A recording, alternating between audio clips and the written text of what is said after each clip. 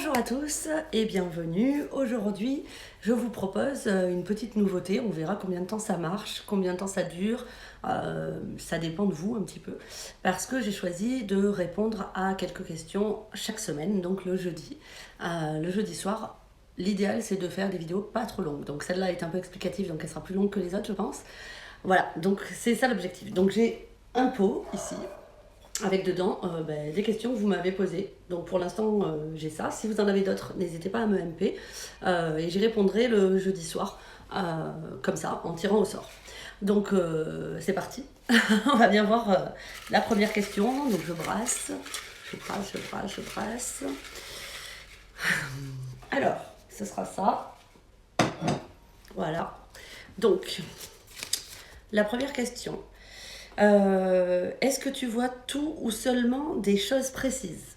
Alors c'est très intéressant, ça dépend de quoi on parle. Donc si on parle en tant que médium et de contact défunt, donc que ce soit des contacts spontanés ou des contacts sollicités, je vois les choses que le défunt m'envoie. Donc dans ce cas, ça peut être, donc, comme je vous l'ai toujours dit, hein, des visions, des flashs, des odeurs, des lieux, des visages, ça peut être aussi ciblé sur un vêtement, un type de vêtement, peut-être un vêtement qui est un uniforme, ou une couleur de chaussures, ou incité sur une bicyclette, voilà. Ça peut être des choses comme ça pour le défunt.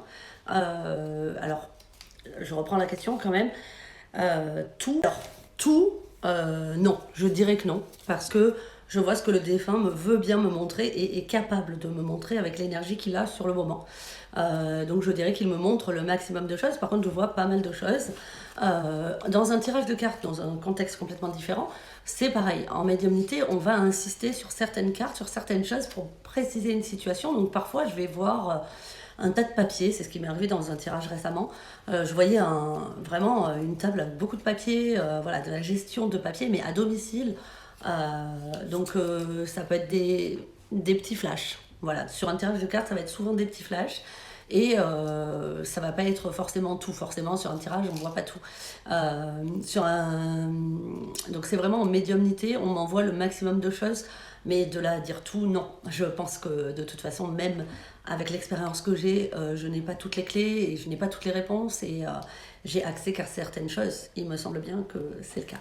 Donc je vais répondre à une deuxième question. Donc je reprends le pot. Je vais tirer une autre question et on s'arrêtera là pour ce soir. Voilà, donc c'est parti. On tire une autre question. C'est celle-là qui est venue. On va la garder. Donc là, j'ai est-ce que les défunts souffrent? Alors ça, c'est une question qui risque de prendre du temps. Alors je dirais que majoritairement non, de ce que j'ai pu avoir comme contact et échange avec eux. En tout cas, en fait, il y a des paliers, comme je vous l'ai expliqué. Lorsqu'on meurt, on passe dans ce bas astral et puis on monte en astral. Mais certaines âmes restent un peu bloquées un temps dans ce bas astral. Et dans ce bas astral, il se peut qu'elles souffrent un petit peu. Alors souffrir, qu'est-ce que c'est? Pas physiquement, hein, mais plus au niveau émotionnel. Il y en a qui sont pas bien, qui sont reclus, qui sont emplis de culpabilité.